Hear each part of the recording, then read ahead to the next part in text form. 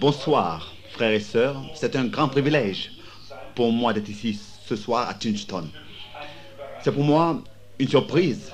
Je disais à mon bien-aimé ami World Havens il n'y a pas longtemps que je suis fatigué, mais je viens à Stifton et je vais pêcher. Et quand je viendrai, je vais te rencontrer et peut-être qu'ensemble nous aurions une réunion de prière.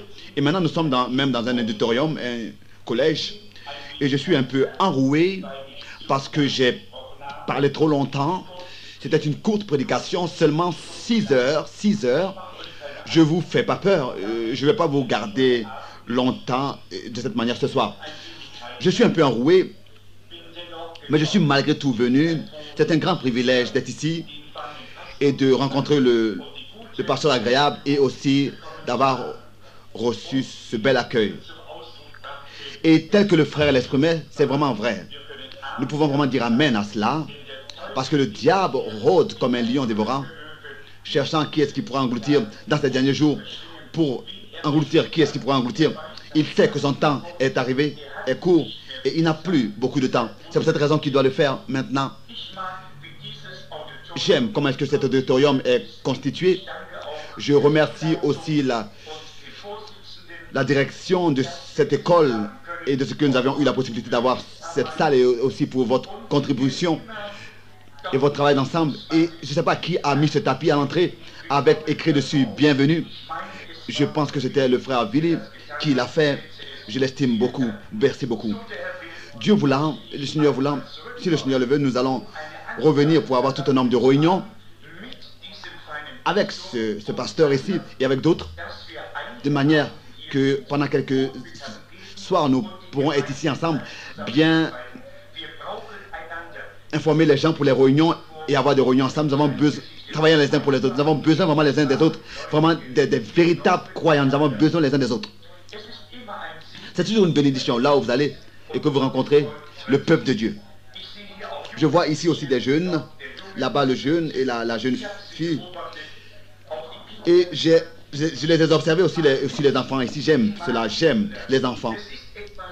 Il y a quelque chose avec les enfants. Ils sont innocents, ils sont agréables, enfin bien gentils. J'aime cela. Je vous remercie de ce que vous êtes venus ce soir. Et je pensais que ce serait bien si ce soir nous pouvions nous donner du temps, de prendre du temps pour semer la semence, c'est-à-dire la parole du Seigneur. Et hier, j'ai tenu cette prédication de 6 heures sur le sujet la semence, la parole, la semence originale de la parole. Nous avons pris ce sujet de la Genèse jusqu'à l'Apocalypse dans ces 6 heures. Qu'est-ce que nous avons vu, qu'est-ce qu'est le programme de Dieu, qui est Dieu et comment est-ce que la parole parler de Dieu est la semence originale de Dieu. Et la Bible dit dans l'évangile de Luc que la semence est la parole de Dieu qui a été semée par le semeur. La semence doit être abreuvée avant que la récolte puisse avoir lieu. Mais quand et si la semence est plantée, ça n'a pas d'importance quelle sorte de semence c'est. Elle produit toujours selon son espèce.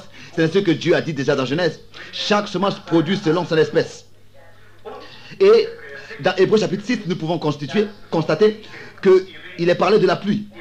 De la pluie qui tombe sur la terre pour l'abreuver et pour qu'elle porte du fruit. Mais il y a aussi des épines qui sont aussi là et qui croîtent et apparaissent à l'extérieur par la même mot. Mais à leurs fruits, vous les reconnaissez. Les chrétiens sont reconnus par le fruit du Saint-Esprit, par les fruits du Saint-Esprit. Ils sont gouvernés par les fruits de l'Esprit. Et les fruits de l'Esprit, la joie, la paix, l'amour, la tendresse, la douceur, etc. Dans le Saint-Esprit, par le Saint-Esprit. Ces fruits-là se manifestent dans la vie d'un véritable chrétien. Nous constations hier que la semence de discorde a été aussi semée, et cela par Satan, alors qu'il avait donné à Ève un mensonge. Et nous constatons qu'une seule parole de Dieu, et de ne pas croire une seule parole de Dieu, telle que Dieu l'a dit, a procuré la mort et tous les problèmes sur cette terre. Elle n'a pas cru une seule parole de Dieu et elle a mélangé quelque chose.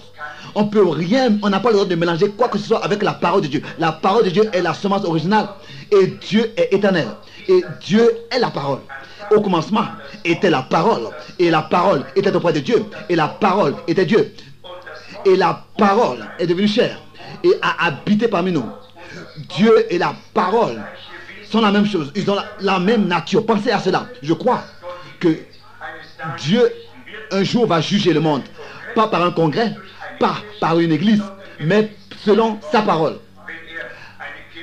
S'il prendrait une église pour juger le monde, en tant qu'organisation, laquelle est dans le juste? L'une n'est pas en accord avec l'autre. Les protestants, les catholiques, etc., les orthodoxes, nous avons seulement du désordre partout et nous ne savons pas ce qui devrait être fait. Le juste juge, Dieu lui-même va juger le monde entier et il sait de quelle manière et avec quoi. Le ciel et la terre passeront, mais la parole de Dieu demeurera éternellement. Et je lis dans la Bible que celui qui ôte ou bien ajoute quelque chose à la parole de Dieu, sa part sera ôtée du livre de la vie. Alors nous voulons laisser la parole de Dieu telle qu'elle est. Il y en a qui pensent qu'on a essayé de la transformer. Ça, je ne le crois pas. Je pense il faut qu'il y ait un modèle, un échelon par lequel Dieu jugera le monde. Pas des organisations chrétiennes ou bien religieuses. Il y a un échelon, un modèle. Et ça, c'est la parole de Dieu. Dieu veille sur sa parole. Et je crois même que la parole de Dieu, le signe de l'ensemencement pour la parole de Dieu a été bien fixé. C'est pour cette raison que je crois en cette parole de Dieu. Je crois que la parole, la semence, et que si cette semence est placée dans une terre, dans une bonne terre et est abreuvée par le Saint-Esprit, alors elle manifestera de son fruit. Chaque promesse que Dieu a prononcée de sa bouche s'accomplira. Tel que je viens de le dire. Il n'y a pas longtemps, dans notre assemblée, cela s'est passé le dernier dimanche. Il y a une semaine d'ici, une femme, avait été amenée sur un lit dans la réunion et on a dit que le cancer est tellement avancé, c'est trop tard, elle doit mourir. C'était vraiment un cas misérable. Et on l'a apporté dans notre église. Je ne l'ai pas touché. Je n'ai pas touché du tout cette fille. Je suis venu dans la réunion, je l'ai vue sur cette civière et j'étais en souci pour elle. Et quand j'ai prêché, cela semblait qu'elle est une fille très gentille et je me suis dit, oh, pourquoi est-ce que elle devrait être ensevelie avant le temps? Elle est si jeune encore, c'est le diable qui veut lui ôter la vie. J'ai fait que prêcher la parole et elle a été guérie par la prédication de la parole de Dieu et elle s'est levée, guérie, elle est repartie à la maison et elle est encore guérie aujourd'hui. On n'a plus retrouvé de traces du cancer. Je ne l'ai pas touché, mais la parole l'a touché. Et dans la parole, elle continue la puissance de Dieu et l'esprit de Dieu. Et elle a été guérie. Alors, vous dites que Jésus guérit les malades. Il est la parole. Et si vous recevez la parole, vous recevez la parole parce que il est la parole. Et il a habité parmi nous. Si vous le recevez vraiment, alors vous recevez la parole aussi. Alors nous croyons que Jésus-Christ est la parole de Dieu manifestée. Et nous croyons que son épouse doit aussi être la parole de Dieu manifestée. Elle doit croire, elle doit être toute la parole de Dieu manifestée. Toute la parole de Dieu doit être en elle. Elle est une partie du corps. Elle est le corps. Et il est le chef. Il est la tête. Il est ressuscité. Et il est monté au ciel. Et il est assis à la droite de sa majesté céleste sur le trône. Là-bas, dans sa majesté. Et nous sommes ses délégués. Et nous disons morts. Nous sommes morts avec lui. Enseveli avec lui dans le baptême. Ressuscité avec lui. Et assis à lui dans les lieux célestes, en Christ. Nous pouvons tous louer et exalter le Seigneur. C'est pas que nous allons le devenir, nous le sommes déjà. Nous sommes devenus fils et filles de Dieu. Nous sommes déjà maintenant filles de Dieu et fils de Dieu. Nous sommes aujourd'hui déjà réconciliés avec lui. Vous voyez, Jésus-Christ disait, les Écritures doivent s'accomplir. Tout en son temps. Bien sûr. Le diable a essayé toutes choses. Nous sommes mélangés. Et nous sommes allés comme ça, comme la Bible le dit. Adam, avant qu'il aille vers sa femme, elle était déjà trouvée avec une mauvaise semence. Elle a accepté le mensonge du diable et elle a essayé de le mélanger avec la parole. Et c'est ainsi que la mort et tous les autres enfants avaient la mort. La femme de Jéhovah, qu'il a fait sortir d'Égypte, il l'a sanctifié et il l'a placé sur son chemin vers le pays de la promesse. Elle a fait la même chose. Jéhovah, il a pris sa femme, l'a menant sur le chemin du pays de la promesse. Et là-bas, elle a rencontré un faux prophète, Abel et Balaam. Et il a dit, nous sommes, n'est-ce pas, tous pareils. Nous sommes le même peuple. C'est comme ça aujourd'hui la même chose. L'adversaire veut mélanger l'épouse avec le monde. Et il a dit, oh, les miracles n'existent plus. Le baptême de l'esprit n'existe plus. Les expériences originales n'existent plus. Où est-ce qu'elle est maintenant? Dans quelle position elle est? Elle est séparée de son époux. La femme de Jésus a fait la même chose que celle de Jéhovah et que celle d'Adam. C'est ainsi que la Bible dit. Entre la bouche de 2 ou 3 témoins, toutes choses doivent être prouvées. 3 choses. Vous voyez? En face de toutes ces choses, il y a une véritable épouse. Et à chaque fois qu'une réformation arrivait, il y avait eu beaucoup de choses qui avaient été prises de la parole. Et quand un homme de Dieu apparaissait, et il est plein de feu dans en esprit et un réveil a lieu, qu'est-ce qui se passait alors? Alors ils imitent les idées de cet homme de Dieu et ils en font une organisation, ils meurent, et etc. C'est comme ça que cela a toujours été. Et c'est ainsi que cela sera à chaque fois. Vous voyez, chaque génération commence sa possibilité, son occasion en face de la parole fraîche de Dieu, avec Luther, la justification, avec Wesley, la sanctification, avec la Pentecôte, le baptême de Saint-Esprit. Chacun avait leur réveil. Et ensuite, la grande réformation a eu lieu. Mais ils ont mélangé, bien sûr, des doctrines avec ce réveil.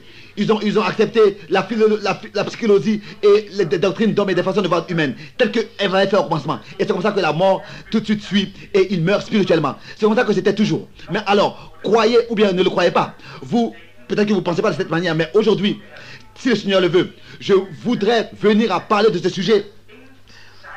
Le signe de l'ensemencement de la fin des temps. Quel signe ce sera? Le signe de l'ensemencement. Nous voulons maintenant courber la tête pour nous adresser à l'auteur de ce livre. À l'auteur. Les signes de la venue du Fils de l'homme sont déjà à voir. Qui a des difficultés et voudrait élever la main pour exprimer qu'on puisse prier pour lui? Levez les mains s'il vous plaît maintenant. Je voudrais ceci, je voudrais cela. Je voulais recevoir ceci et cela du Seigneur. Nous voulons prier. Notre Père Céleste, nous nous approchons du trône de ta grâce. Pas du trône du jugement. Nous ne voulons pas le jugement. Parce que devant le jugement, nous ne pourrons pas nous tenir. Nous sommes reconnaissants de ce qu'il y en a un qui est mort pour nous. Il s'est tenu pour nous. Il a pris le jugement de Dieu sur lui pour que nous ayons la possibilité et le droit de nous approcher du trône de la grâce. Nous nous approchons ce soir en son nom. Il a dit, chaque parole doit s'accomplir. Il a dit, ce que vous demandez à mon Père en mon nom, je le ferai.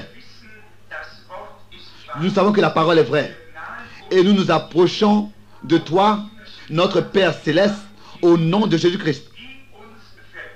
Accorde-nous cette grâce qui pardonne, venant de ton trône, de la grâce.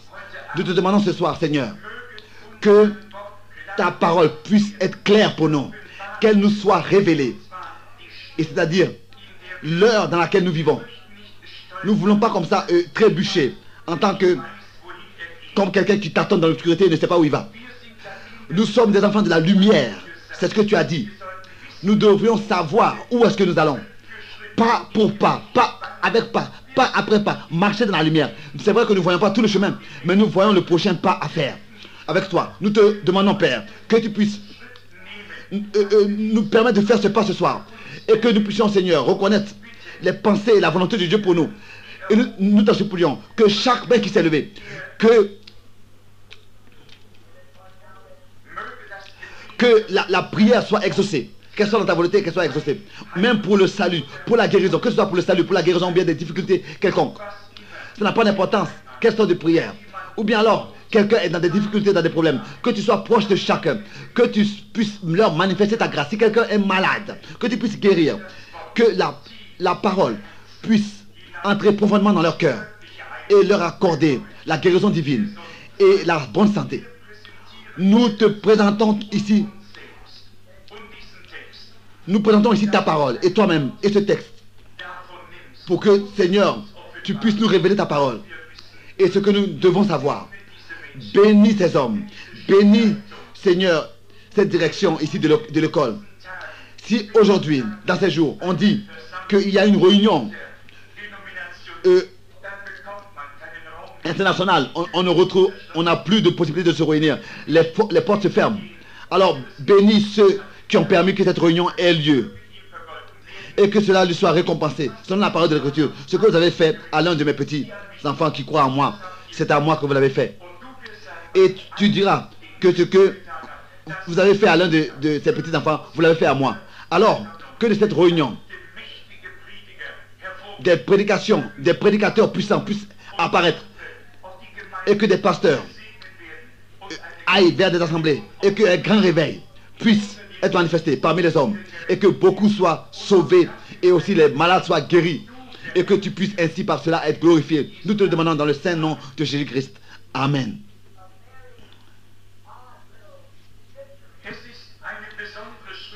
C'est une écriture particulière ici. Quand vous repartirez à la maison, je vous demanderai de lire cela dans Amos chapitre 3 verset 7. C'est un verset particulier.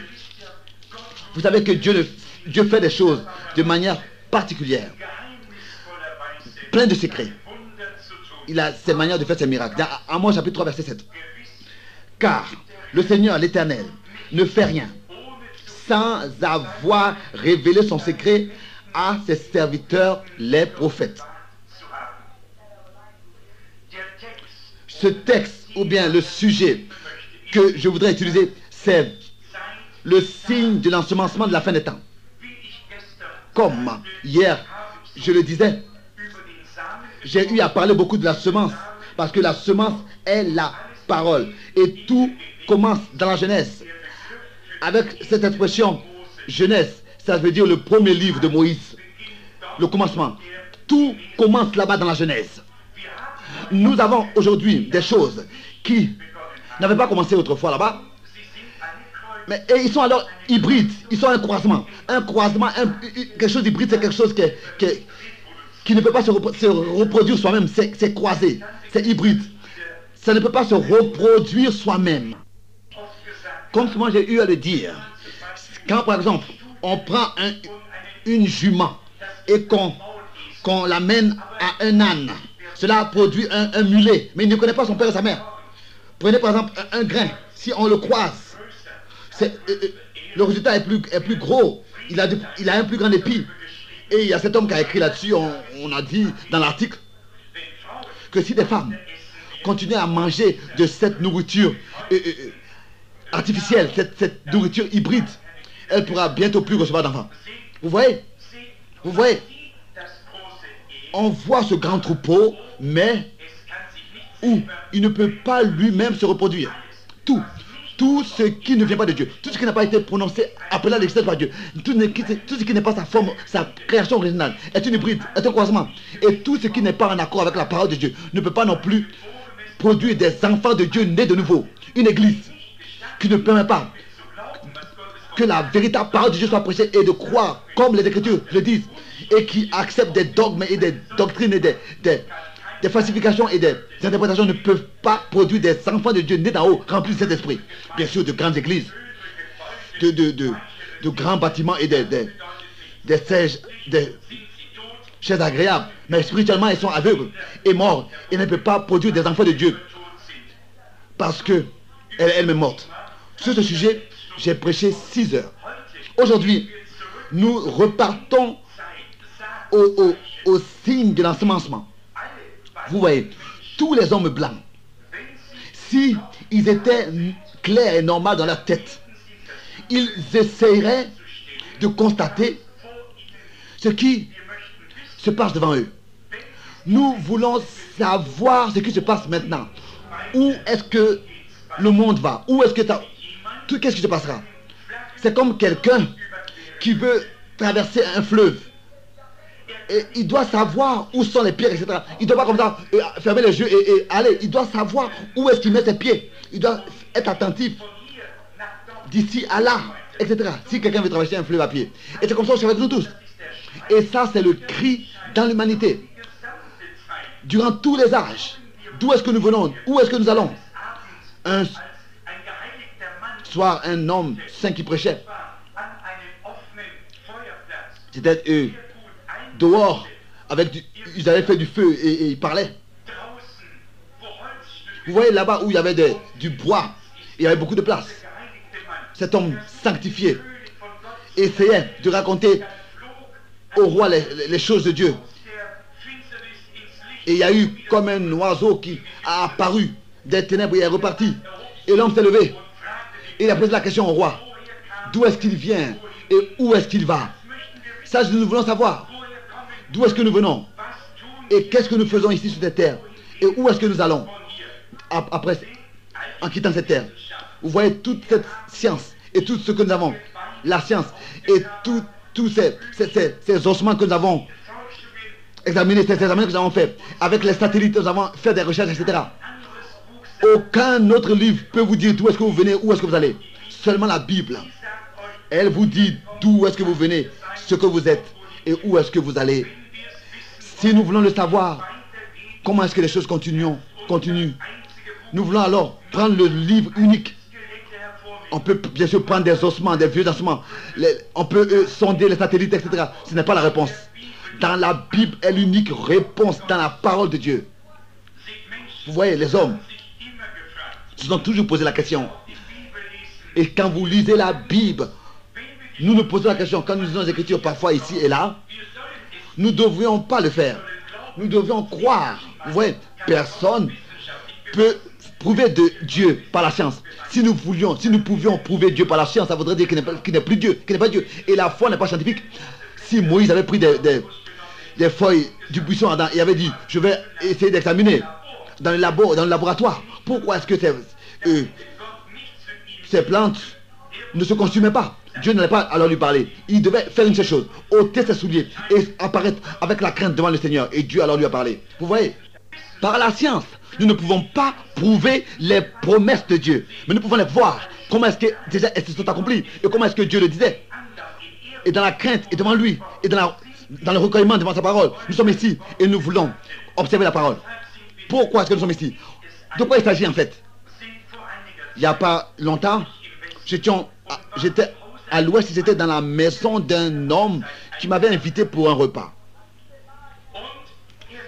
Et il me disait, oh frère Branham, tu t'étonnes, n'est-ce pas, de cette image qui est là-bas, accrochée. Ce n'était pas une image, c'était comme ça une image taillée.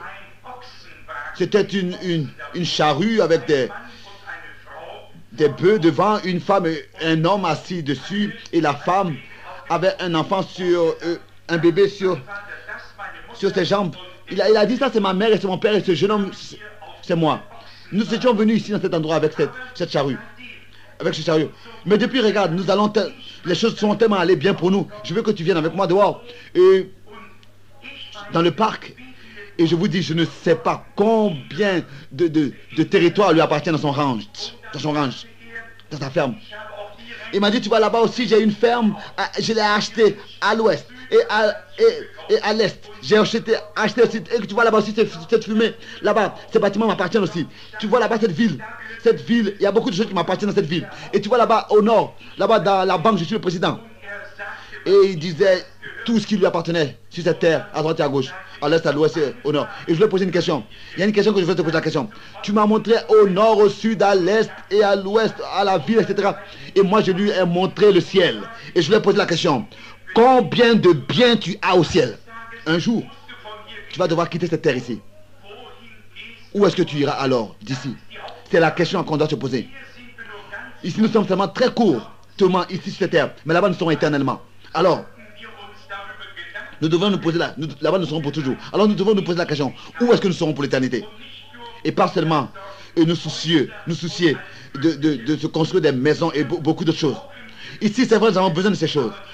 Mais la chose principale que nous devrions faire, parfois nous la laissons de côté. Parce qu'il s'agit de l'éternité, il s'agit du salut, il s'agit du bonheur en Jésus-Christ notre Seigneur. C'est dommage qu'il y a des hommes qui perdent ce but. et qui ne le font pas. Si les gens pouvaient constater qu'ils sont des créatures dans le temps qui un jour vont mourir, qui ne sont pas éternels. Je vais un jour devoir parler de Job, le livre le plus ancien de la Bible. Job était l'homme le plus sage de son époque sur cette terre. Il allait à la place et il s'asseyait à la porte de la ville et même les princes venaient à lui pour qu'il puisse leur donner des conseils. Et ensuite, il posait la question: qu'est-ce qui se passe quand nous quittons cette terre? Et alors il a dit, et il réfléchissait à la création de Dieu. Et il savait que toutes choses avaient été appelées à l'existence et créées par la parole de Dieu. Et il observait aussi la création. Et il observait qu'un arbre meurt et revient à la vie. Il a observé ça dans la nature. Et Dieu exprime dans la nature, que vous ayez une Bible ou pas. Dieu s'exprime dans la nature. Il vous donne des leçons. Le soleil, le matin, se lève.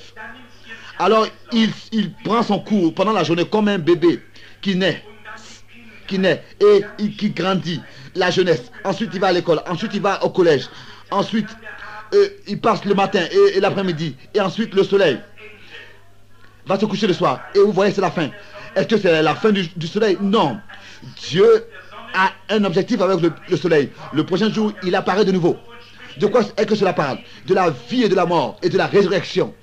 Vous voyez, regardez les fleurs et les roses. Et quand je les ai observées quand je suis venu ici, combien de roses et de fleurs existent?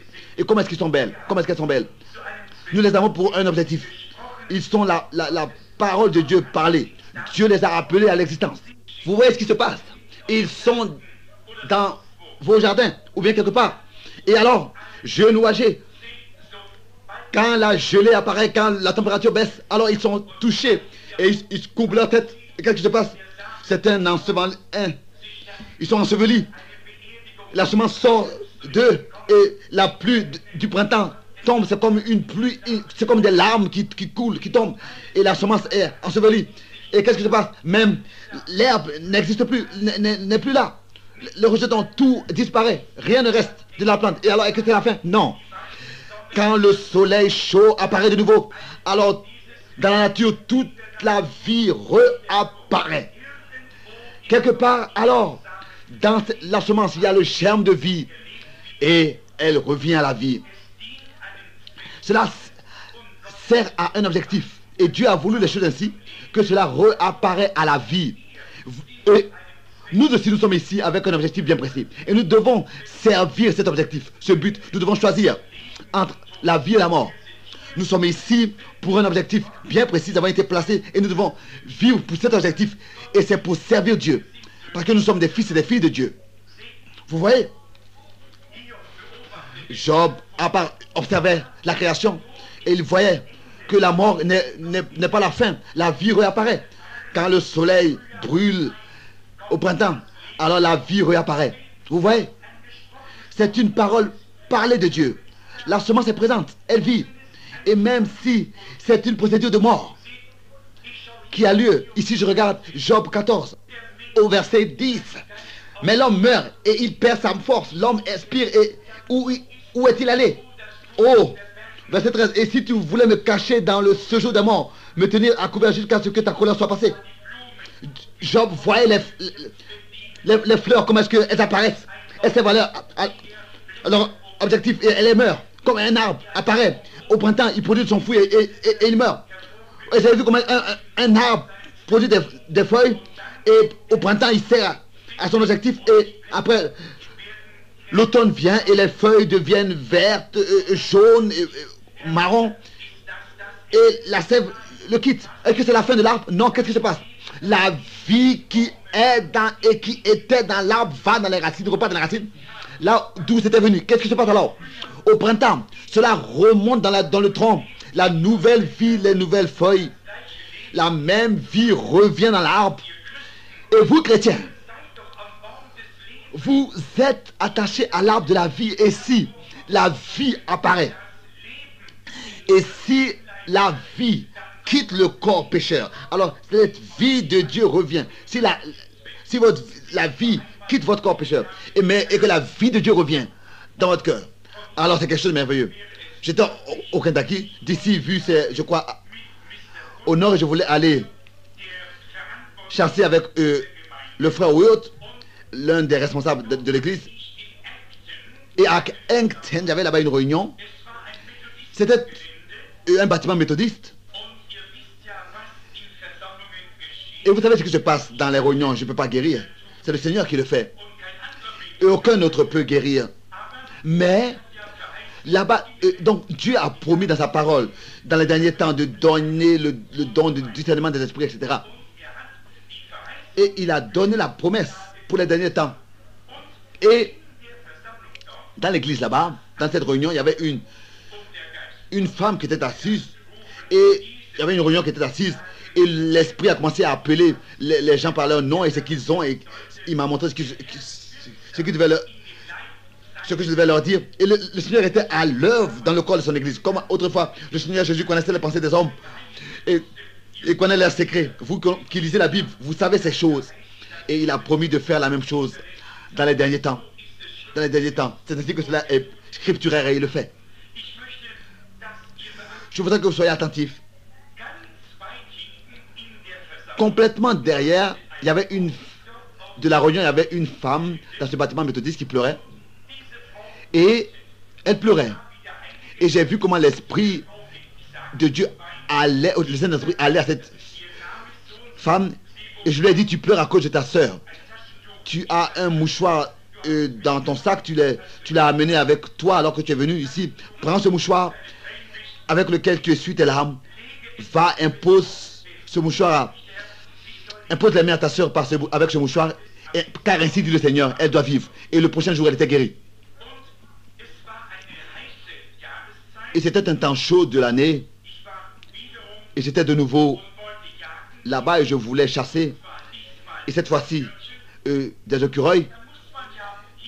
Et on doit aller où il y a des signes sur les troncs des arbres qui font reconnaître les écureuils. Et il y a ce frère qui m'a dit, je connais un homme qui a un territoire, mais il est athéiste.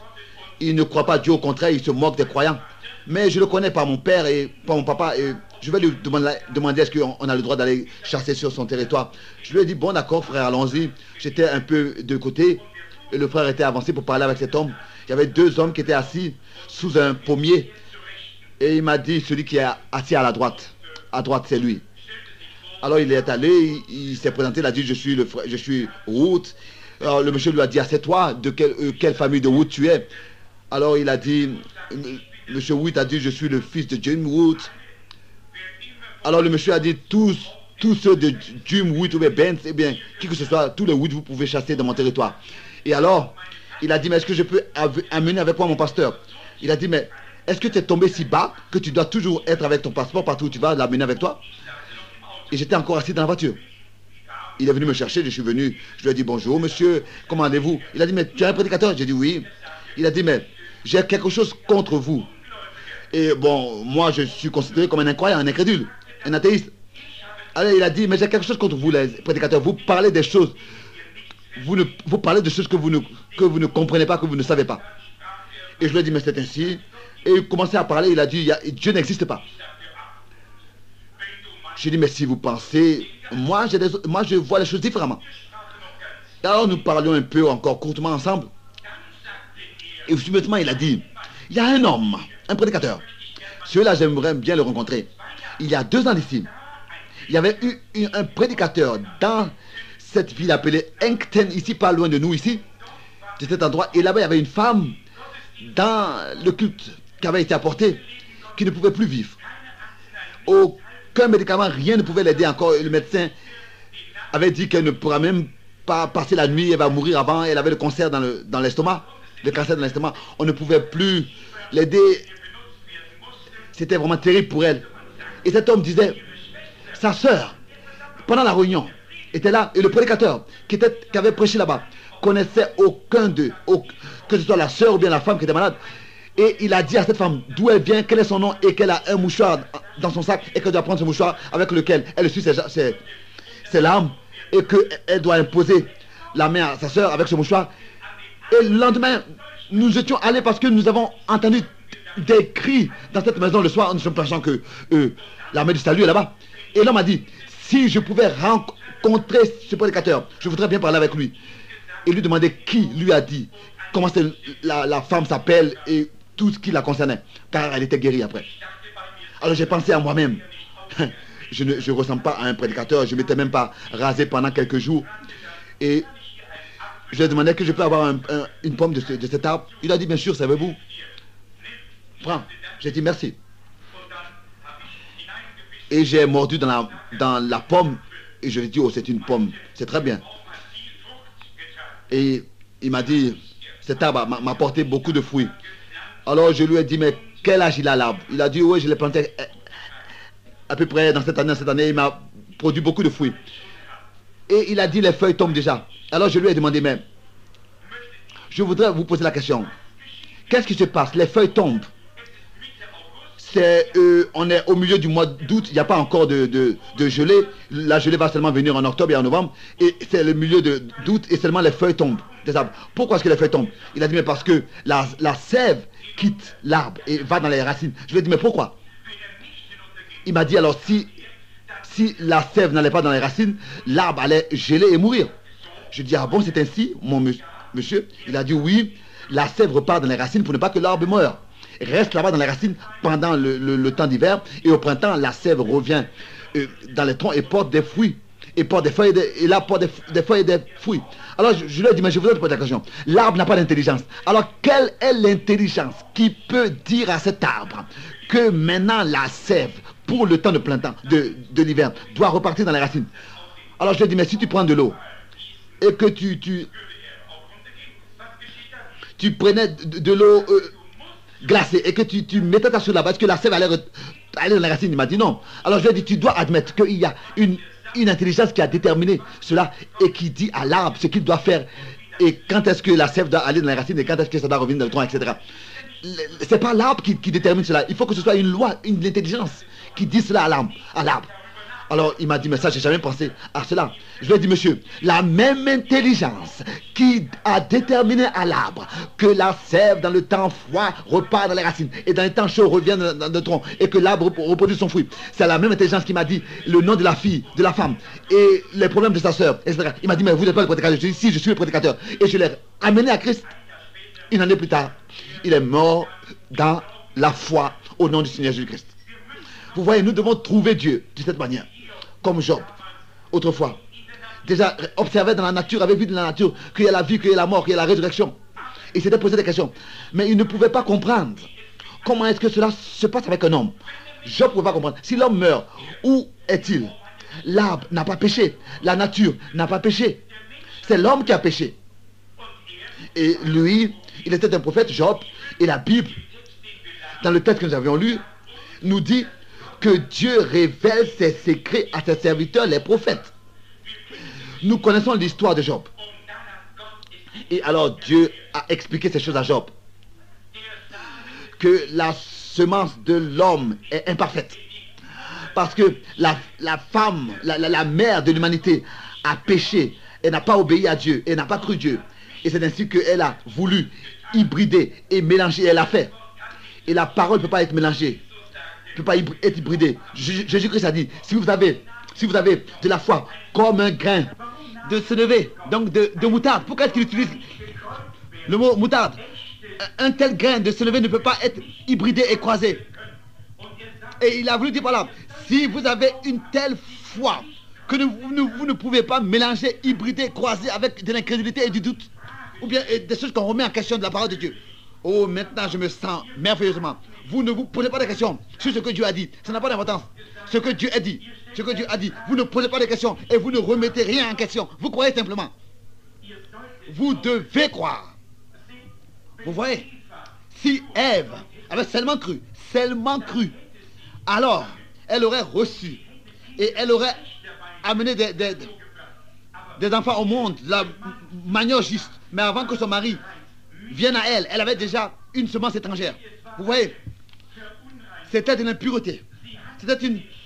Elle a eu dans le sein de sa pensée elle a reçu une semence, la semence du doute et de l'incrédulité contre la parole de Dieu. Et c'est ainsi qu'en elle, cette semence a produit quelque chose. Elle voulait connaître plus les choses. Elle voulait de la connaissance. C'est la même chose encore aujourd'hui. Nous sommes ici dans une école. C'est pas que je suis pour les gens qui n'ont pas d'instruction. L'instruction est une partie de la civilisation. Et le christianisme, c'est par le christianisme en fait que l'instruction est venue. Et en fait que la civilisation est venue par le christianisme. Bien sûr, absolument. C'est par Christ que cela est venu. Vous voyez, on n'a pas le droit d'observer la parole de Jésus dans le doute. On n'a pas le droit de la mélanger avec quelque chose d'autre. On doit la croire telle qu'elle est sortie de la bouche de Dieu, telle que Dieu l'a dit et telle qu'il a laissé écrire. De ne rien ajouter, rien retrancher, mais de croire. Et Job, il était un prophète. Et alors il a vu la vision. Et il a vu comment est-ce que Dieu allait frayer un chemin pour que l'homme puisse vivre, qu'une vierge allait enfanter. Donc contre la position d'Ève, qui doutait. Mais quand la parole est venue à Ève, à Marie, pardon, elle a cru, elle a dit, je suis la servante du Seigneur, qui me soit fait selon ta parole. Est-ce que vous voyez?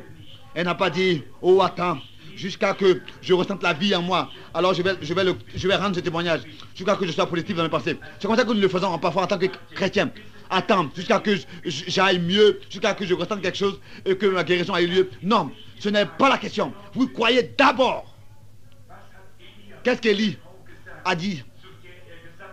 Qu'est-ce qu'il a dit, n'est-ce pas, à la femme, Élie, à la femme à laquelle elle était. Elle avait seulement quelques farines. Et il lui a dit, fais-moi un gâteau d'abord. Ouais, et là, le miracle a lieu si vous mettez la parole de Dieu à la première place.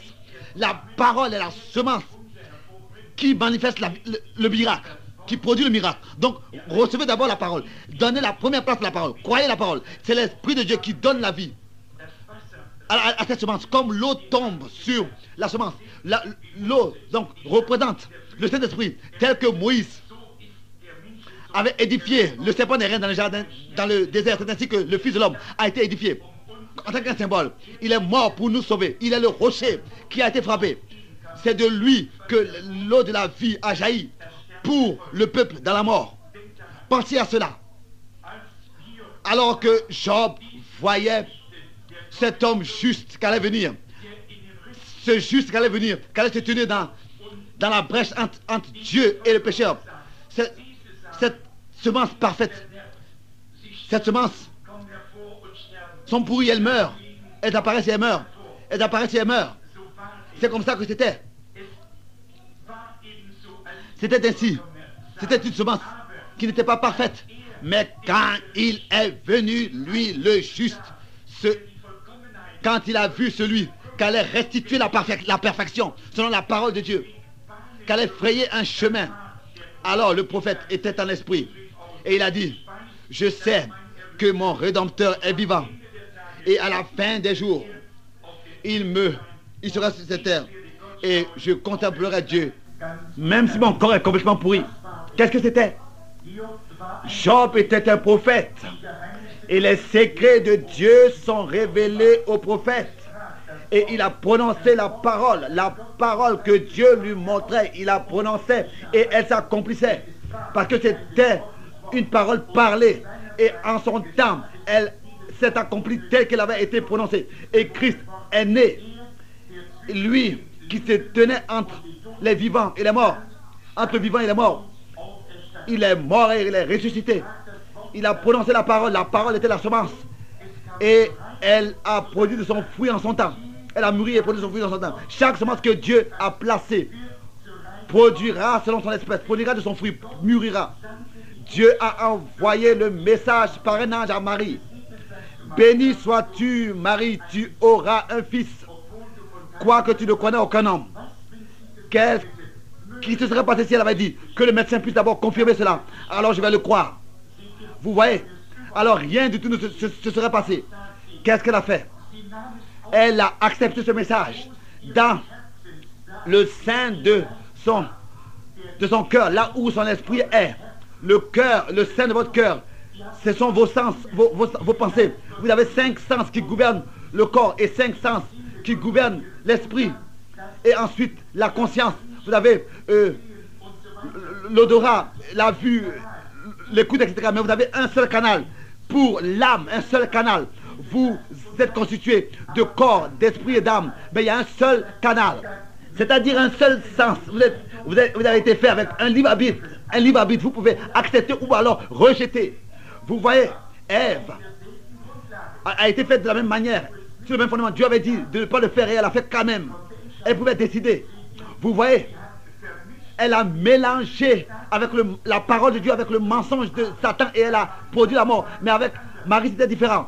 Elle a dit, je suis la servante de mon Seigneur, qui me soit fait tel que tu as dit. Comment? Ça n'a pas d'importance. Tu l'as dit, tu as prononcé ça dans ta bouche, c'est la parole de Dieu et elle va s'accomplir. Je suis la servante de mon Seigneur, qui me soit fait tel que tu l'as dit.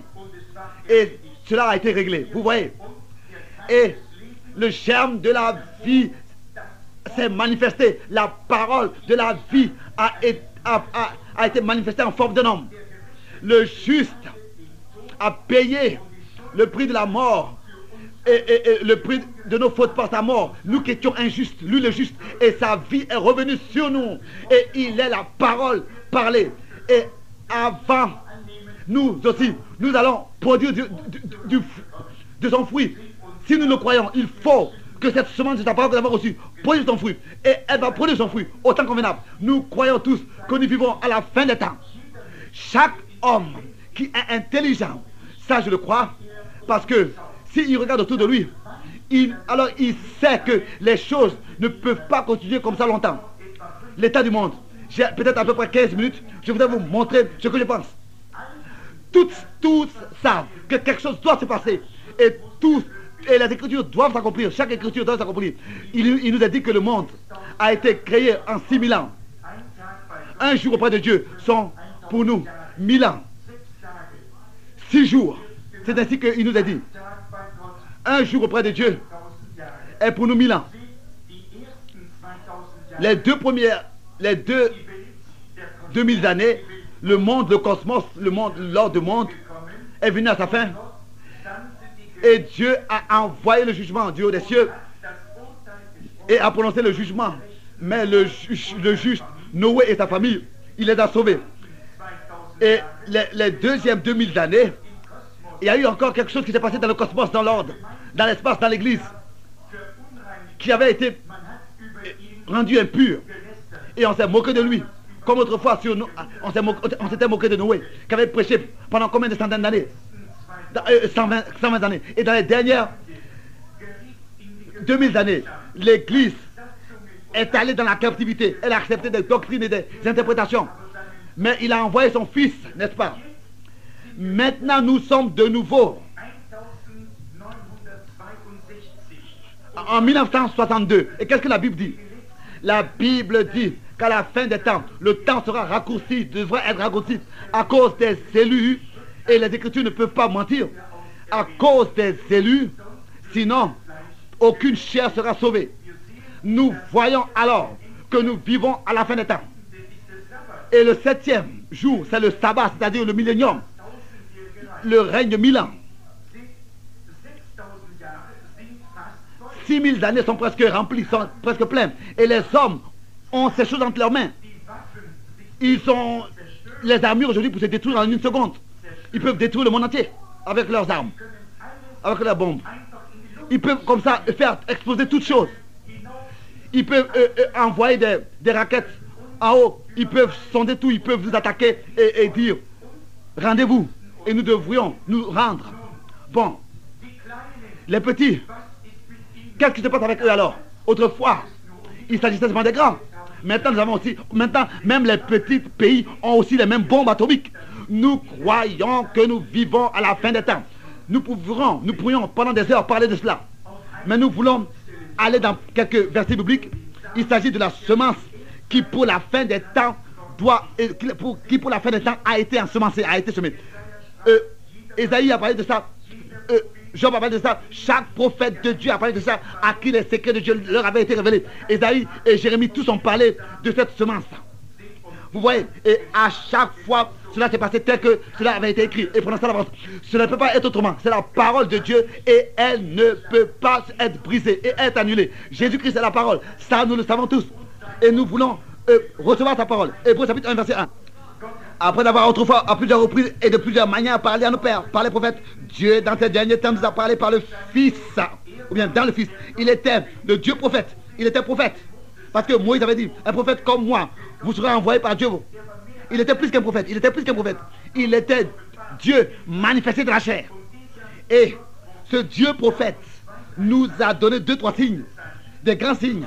Par exemple, dans Matthieu chapitre 24, quand est-ce que ces choses accompliront? Quel est le signe, les signes de la fin, etc. Quand est-ce que cela s'accomplira? Des nations contre des nations, des empires contre des empires, des royaumes contre des royaumes, etc. Mais alors il a dit, apprenez ce symbole donc du figuier et de tous les autres arbres. Beaucoup, combien sont chrétiens ici? Merci, levez les mains. Je crois que 100% sont ici chrétiens. Bon, c'est bien. Soyez attentifs. S'il vous plaît, soyez attentifs. Parce que maintenant, il s'agit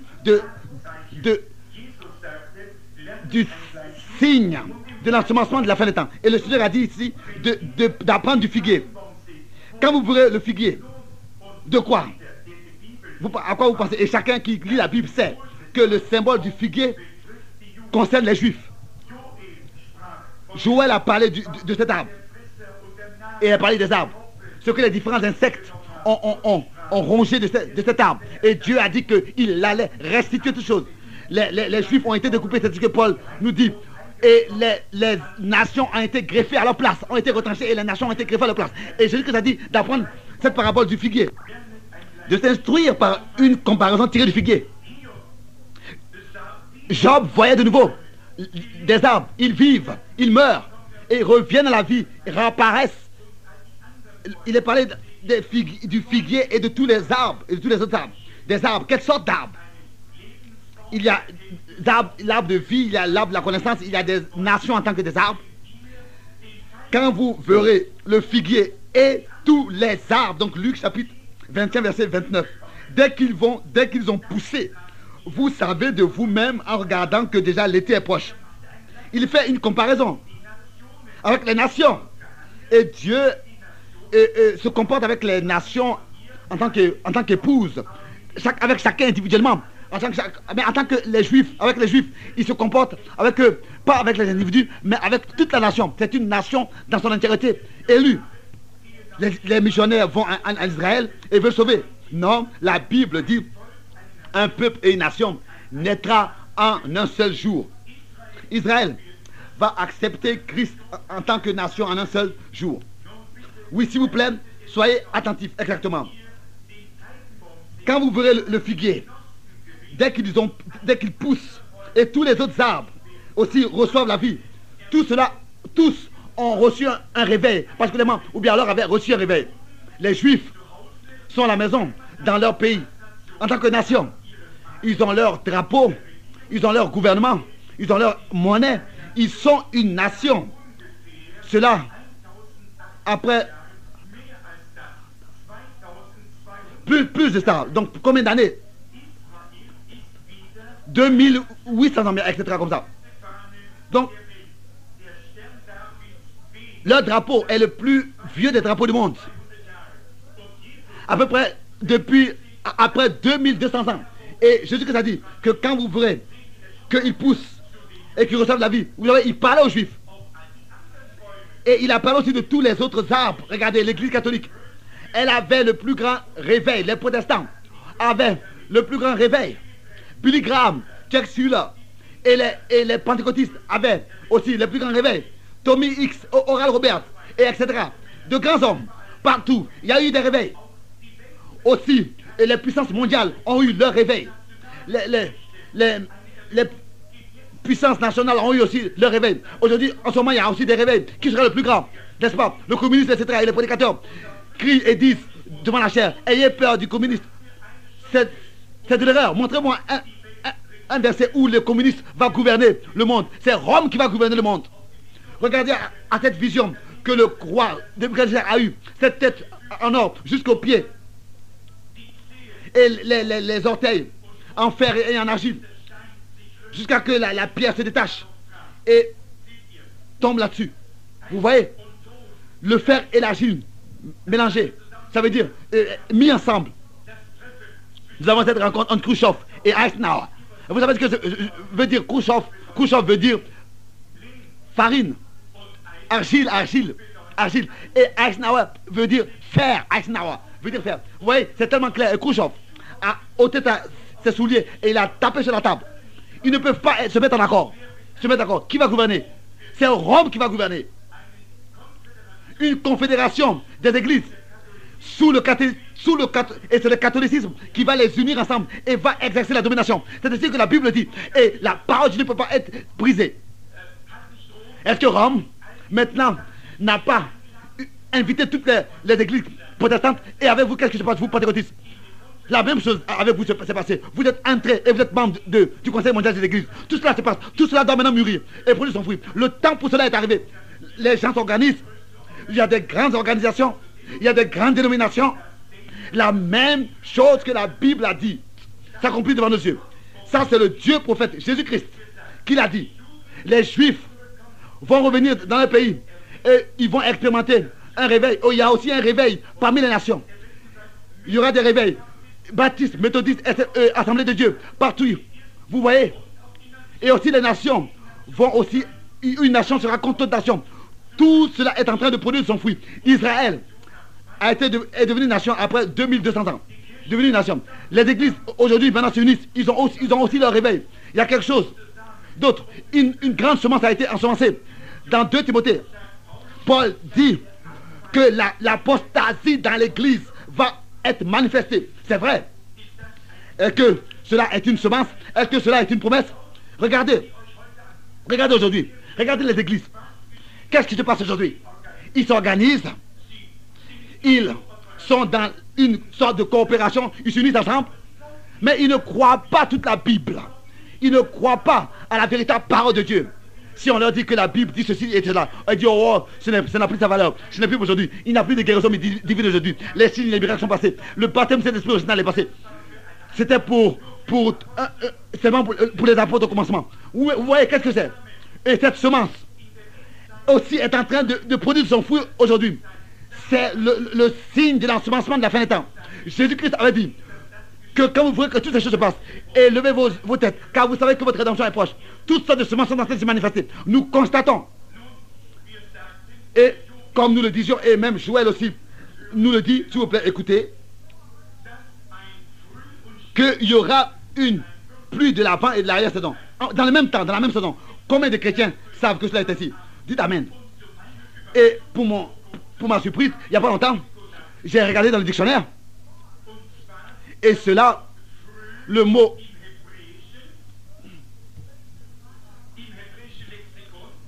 avant, donc le plus de l'avant, donc le mot avant, ça veut dire mora, et ça veut dire enseignement. Donc, une pluie de l'avant, donc mora, pluie de mora, saison, le pluie de la saison de l'enseignement. Et donc, la parole allait être ensemencée. Et nous allons constater qu'il y a eu une pluie d'enseignement qui a été manifestée. Les baptistes, déjà en 1944, voulaient avoir 1 million de plus de membres. Maintenant, Billy Graham, qu'est-ce qu'il a fait? Et ensuite, Oral Robert, avec les pentecôtistes.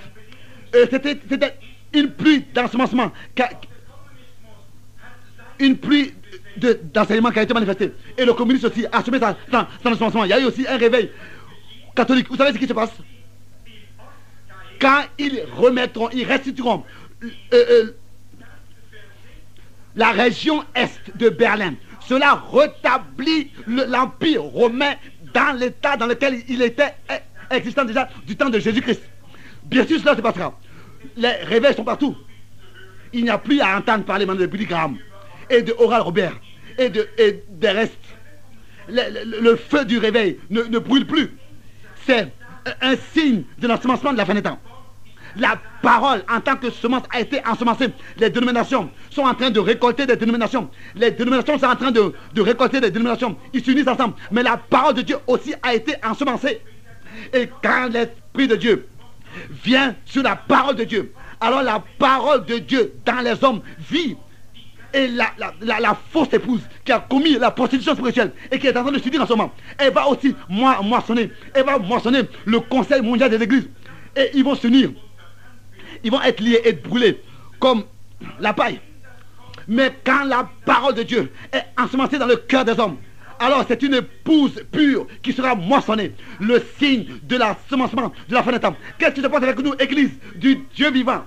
Qu'est-ce qui se passe avec vous, baptistes, presbytériens et Assemblée de Dieu et Jésus seul, et avec vous, les autres, vous tous? Qu'est-ce qui se passe avec vous? Et qu'est-ce qui se passe avec nous tous? Vous voyez, soyez attentifs.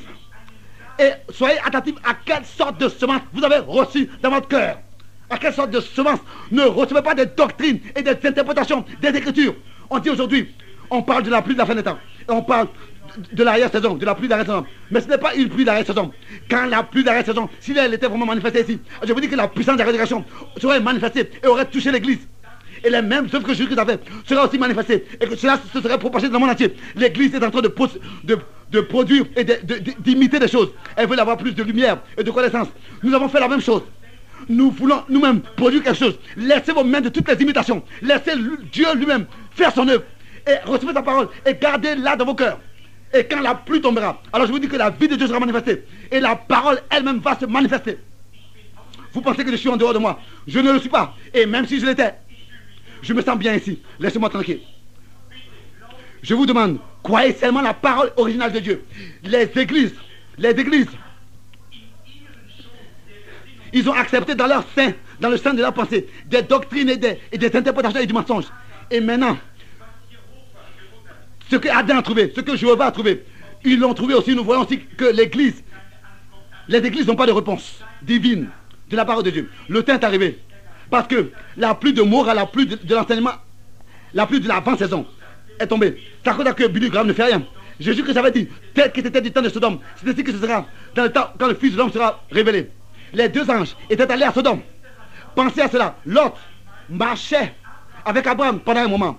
Pendant un moment, Lot marchait. Il y a eu un temps où l'Église marchait avec Christ, a marché avec la parole de Dieu. Mais elle a vendu son droit de naître pour des dénominations et des organisations. Et maintenant, tout est organisé dans la grande confédération de l'Église. C'est la même chose qui s'est passée avec Lot. Il est allé. Et les deux anges, comme semblable à Oral Robert et Billy Graham, ils sont allés là-bas, ils vont là-bas et ils prêchent. Ils prêchent l'évangile, n'est-ce pas? Mais qu'est-ce qui se passe? Ils sortent peut-être d'une certaine manière. Mais Abraham n'était même pas à l'intérieur de ces organisations. Et à lui, Abraham, il y a un seul qui est venu, qu'il a appelé Dieu le Seigneur, l'Éternel. Et le Seigneur lui a donné un signe. Abraham était l'élu. Il avait la promesse. Il avait les promesses. Et maintenant, il s'agit de la semence d'Abraham. Les promesses n'étaient pas seulement pour Abraham, pas seulement pour Isaac, mais il s'agissait de la foi qu'il avait. Ça n'avait pas d'importance. Quelle différence et quelle circonstance? Qu'est-ce que les médecins auraient dit? Qu'est-ce qu'ils pouvaient dire après que Abraham avait reçu les promesses de Dieu? Vous savez qu'il vivait avec sa soeur à moitié depuis qu'elle avait à peu près 17 ans. Et maintenant, elle avait 65 ans, il avait 75 ans. Et Dieu avait promis un enfant. Et pendant 25 ans, c'est 25 ans plus tard que l'enfant est venu au monde. Et alors il avait 100 ans et il avait 90 ans. Mais il ne douta point par incrédulité au sujet de la promesse de Dieu. Mais il fut fortifié par la foi, donnant gloire à Dieu. Ça c'est la foi. Ça c'est la semence royale d'Abraham. Ça ce sont ceux qui prennent Dieu totalement à sa parole. Ça c'est l'épouse dans laquelle Christ vraiment vit. Parce qu'il est la parole. Et si l'Église arrive dans cet état où elle devient la parole, parce qu'il a ici en tant que son corps, en tant que son épouse parfaite, il est la parole parfaite. Et l'Église reçoit la parfaite parole. Et en tant qu'épouse, elle est unie avec le parfait époux en tant qu'un mari avec sa femme. Je dis donc amen. Je ne dis pas le amen pour moi. Je veux dire amen. C'est-à-dire que ce que Dieu dit, que cela soit ainsi. Maintenant, la pluie de l'arrière-saison va tomber. Sois attentif. Encore un signe. Les vierges folles. Jésus disait qu'avant le retour de l'époux, les vierges folles, les vierges auront de l'huile, et ce sont les folles qui constateront qu'ils n'ont pas assez d'huile. Et le cri se fera entendre. L'époux arrive. Jésus revient. Et il se réveille. Mais l'huile manque. Et l'huile signifie l'esprit, parce que c'est l'esprit qui vivifie la parole. Et l'esprit est l'eau qui fait en sorte que la parole produise son fruit. Regardez les différentes communautés. Qu'est-ce qui se passe partout? L'Esprit de Dieu fait revenir tout à la vie. Les Saintes Écritures disent que l'eau tombe et le soleil brille sur tous. La pluie tombe sur tout et arrose tout. Mais c'est par leurs fruits que vous les reconnaîtrez. Partout il y a des bénédictions, c'est vrai. Mais c'est à leurs fruits que vous les reconnaîtrez. Et cela va arriver encore. Tout sera récolté. Les dénominations récolteront des dénominations. Mais l'épouse va récolter Christ. Et la semence sera manifestée. Regardez aujourd'hui les hommes d'affaires chrétiens. Je parle de manière internationale, à eux tous.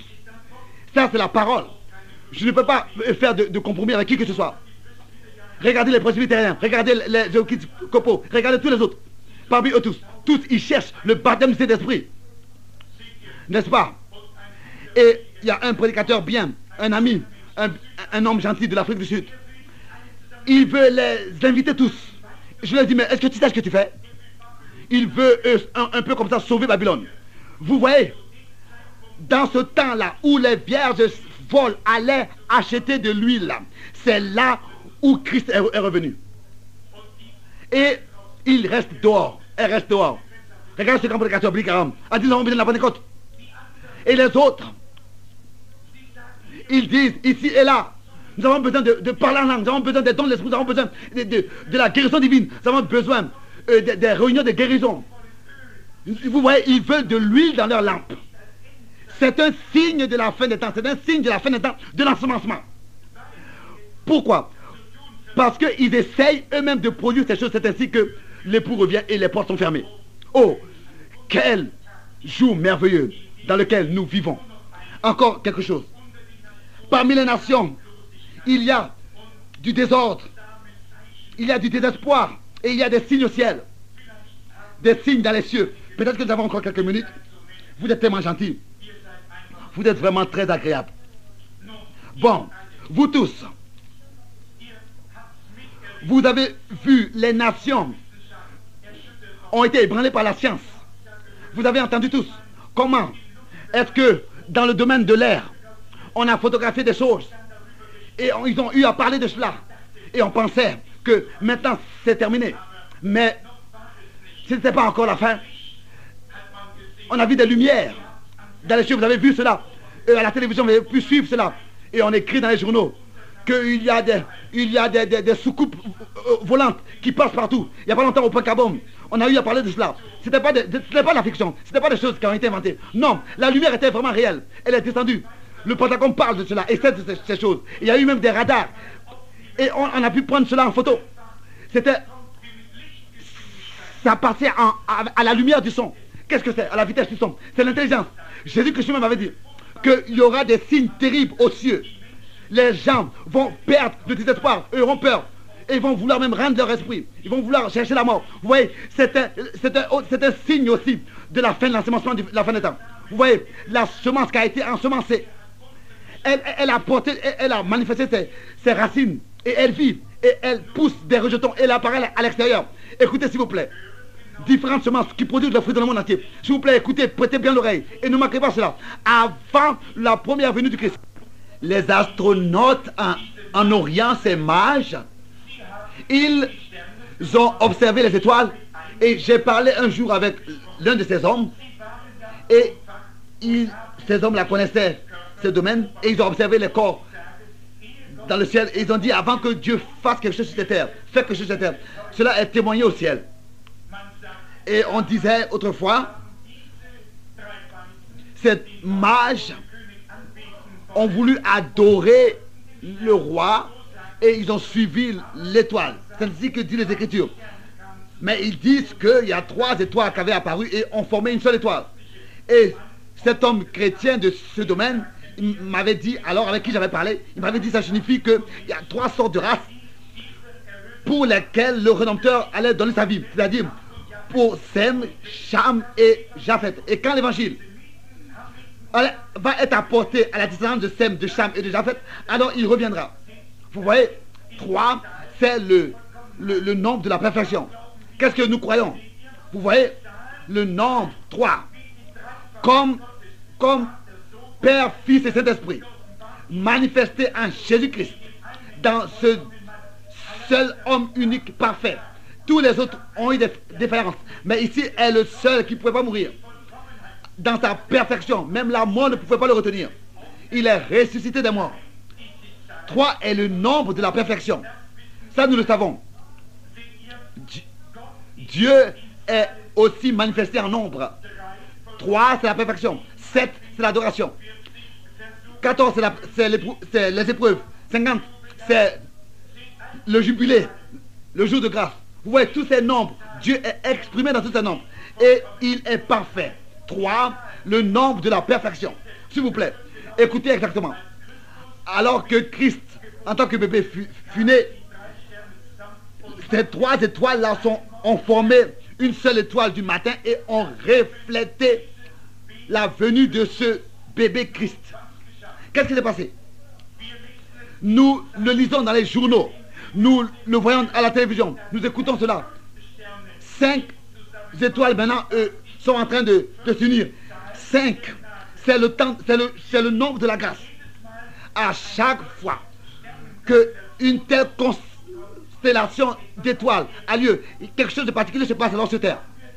Et alors il y a quelque chose qui se passe et qui est présenté. Alors qu'est-ce qui se passe? Il n'y a pas longtemps, nous l'avons lu. Il y a eu une inondation qui aurait pu presque atteindre l'Allemagne. Une inondation. Une vague d'inondation. Il n'y a pas longtemps. En Angleterre, il y a eu cette tempête qui a détruit 75 maisons. Regardez en Californie, à Los Angeles. Tout cela allait se passer presque là-bas aussi. Le temps de détresse a apparu. Partout on voit dans le monde entier. Qu'est-ce qui s'est passé? 5 étoiles sont en train de former une étoile. Et la grâce de Dieu est encore présente. Mais nous voyons, au milieu de tout cela, l'épouse pure dans son innocence. Quand la puissance de Dieu va se manifester, elle va prendre forme. Et l'épouse et l'époux, vous voyez cela dans le nombre 3, la perfection, aussi pour l'épouse. Dieu se manifeste. Et qu'est-ce qui se passe maintenant? L'église du Dieu vivant, ils s'unissent et ils sous le coup de la parole. Et ce qui se passe au ciel est en train de nous montrer que les choses sont prêtes et sont proches. Peut-être que vous ne le croyez pas, mais la parole de Dieu le témoigne. Qu'est-ce qui se passe? Pour finir, je voudrais dire cela, bien-aimés amis. Le temps est arrivé où l'église doit s'unir sous le coup de la parole de Dieu. Et elle apparaît. Elle sera une épouse, sans tache, sans ride irréprochable. Elle va être manifestée. Dieu a dit qu'elle sera manifestée. Et elle sera manifestée. Qui appartiendra à cette épouse? Je ne sais pas. Mais j'espère que j'appartiens à cette épouse. Et que vous aussi vous appartenez à cette épouse. Il y aura une épouse, une église, parfaite, sans tache, sans ride irréprochable. Et nous venons nous unir sous le coup de sa parole. Et nous ressentons que Christ est en train de venir pour prendre son épouse. Dieu se révèle parmi l'épouse, ici, dans sa perfection. Et il se manifeste lui-même dans son épouse. Pas quelque chose de mélangé ou bien d'hybride, mais une parole de Dieu pure dans sa forme originale. C'est Christ qui sera manifesté dans l'église. Amen. Ça, je crois que c'est l'annonce maintenant qui doit être propagée partout. Tel que le prophète le disait, qu'il y aura un jour qui viendra, qui sera ni jour ni nuit. Mais au temps du soir, la lumière paraîtra. Vous qui lisez la Bible, vous savez ces choses. La civilisation va de l'est à l'ouest. La Chine est la plus grande civilisation. Et elle est allée avec le soleil. Et où est-ce qu'elle est aujourd'hui? À la côte de l'est. Et quand elle reviendra, elle sera à l'ouest. Vous voyez ce que je veux dire? Le même soleil qui se lève à l'est, se couche à l'ouest. Et le même fils qui au commencement, le fils de Dieu, qui était au commencement là-bas à l'est et qui est venu sur cette terre pour appeler une épouse à sortir, est le même encore aujourd'hui. Mais l'épouse est rentrée dans l'impureté comme l'épouse de Jéhovah. Mais la même puissance qui est descendue sur il s'est répandu sur les croyants le jour de la Pentecôte. Et ainsi la même semence qui a été plantée est en train maintenant de reproduire son fruit, est en train d'apparaître. Le même soleil, le même fils sera manifesté. Et la semence qui avait été ensemencée au commencement, maintenant elle est en train de mûrir pour être moissonné. Le même Fils, dans sa même puissance, est manifesté maintenant dans l'Église. Doit être manifesté dans l'Église. Nous voyons le Seigneur Jésus-Christ. Il est aussi le signe de l'ensemencement de la fin des temps. Avant de finir, je voudrais poser la question. Croyez-vous que vous appartenez à cette semence et que rien et rien ne peut vous séparer de cette parole et que vous avez reçu cette parole dans votre cœur? Sinon, si ce n'est pas le cas, peut-être que je ne vous ferai plus sur cette terre.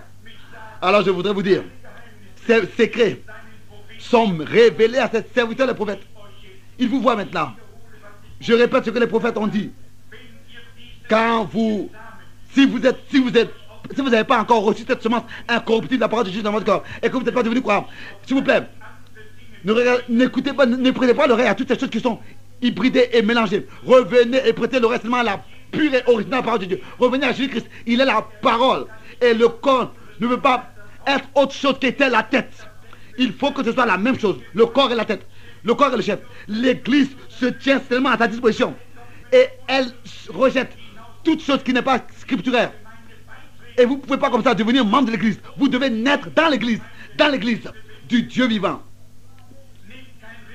Ne prenez pas des risques. Par exemple, si vous mangerez une soupe au restaurant qu'il y avait un insecte dans cette soupe, est-ce que vous allez manger cette soupe? Non. Et maintenant vous acceptez toutes ces pourritures qui vous sont présentées. Il est dit de craindre celui qui peut détruire le corps et l'âme et de ne pas craindre l'homme. Vous acceptez cette doctrine et cette interprétation et toutes ces choses comme ça. Oh, ne vous laissez pas tromper par le diable.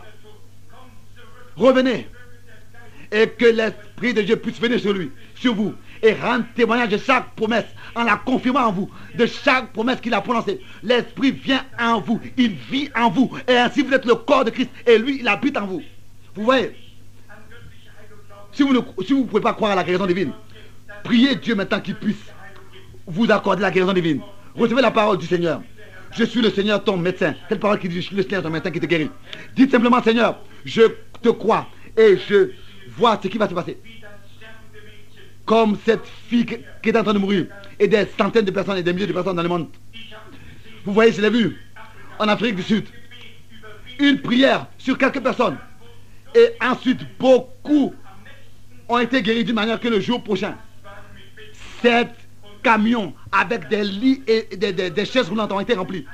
Le maire m'a appelé le prochain matin et m'a dit regardez à la fenêtre, il y a un train qui passe avec ces 7 camions et tous ceux qui étaient malades et paralysés, etc., marchent derrière et chantent quoi seulement seulement parce que la parole a été prêchée et que les gens ont cru. Vous voyez, les hommes qui étaient couchés là le soir auparavant, ils tous marchaient le jour prochain guéris et ils ont chanté quoi seulement.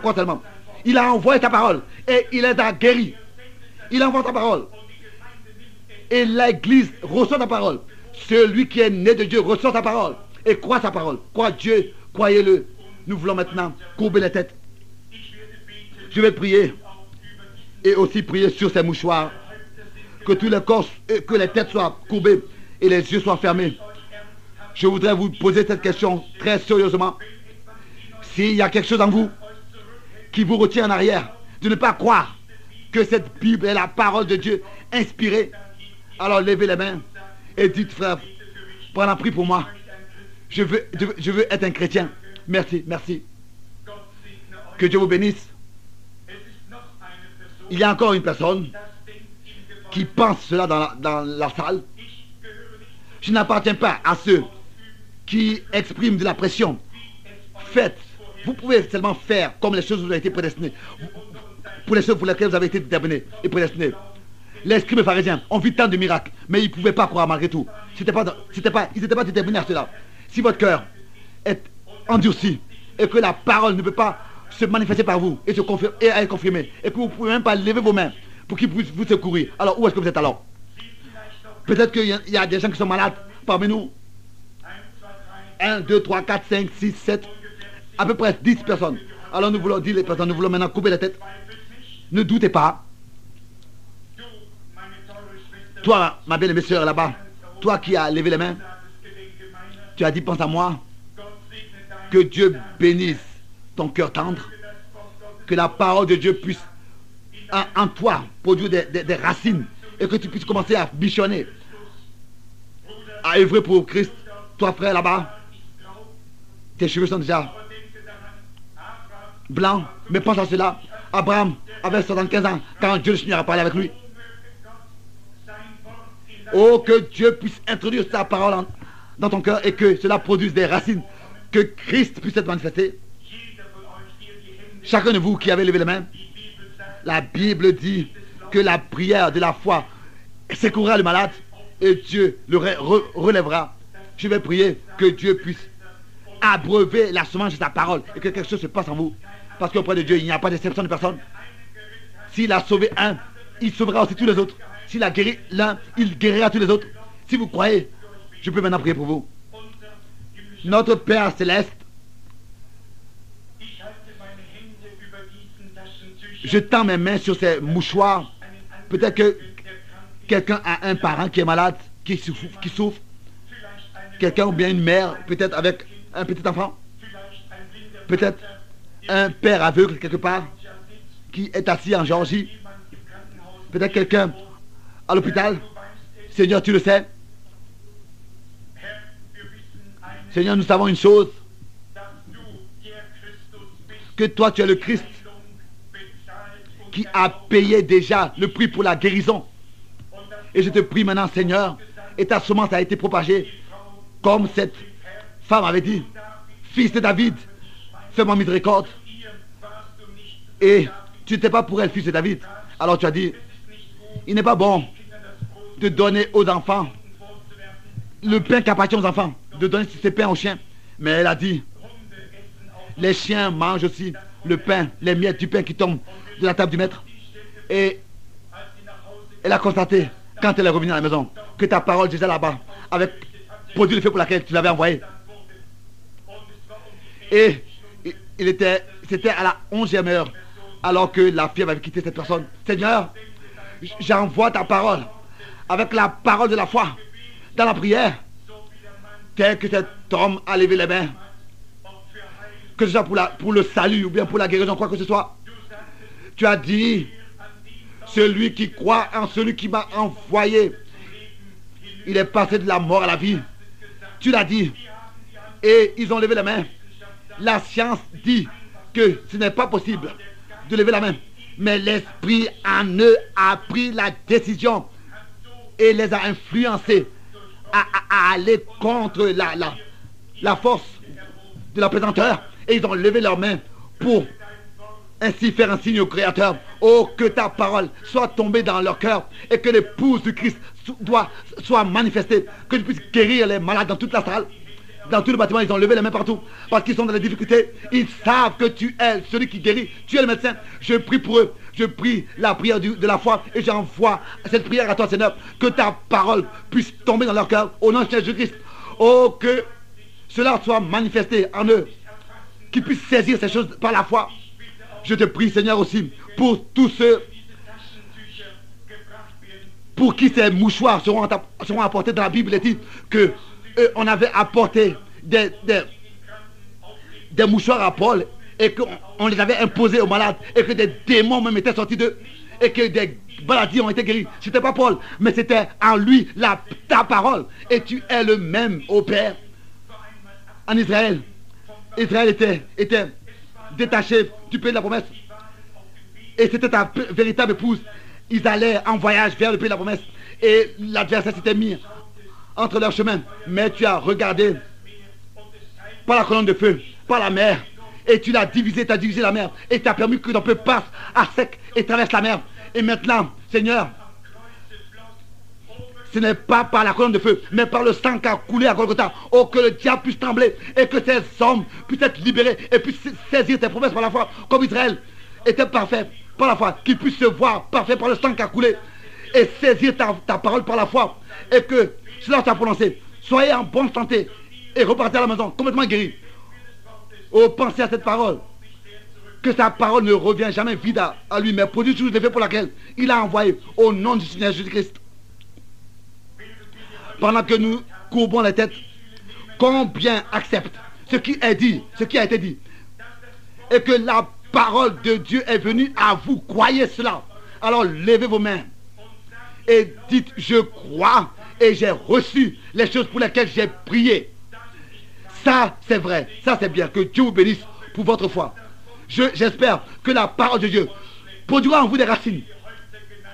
Si vous avez courbé la tête, vous avez un pasteur ici, un berger, et comme cela avait été dit auparavant, un évangéliste n'a pas tout à faire. Le pasteur a aussi ta place. Je suis reconnaissant de ce que ces hommes qui ont levé leurs mains ont ici un berger, un pasteur, qui va les conduire dans les choses profondes de Dieu, qui peut les conduire dans les choses profondes de Dieu. Amen.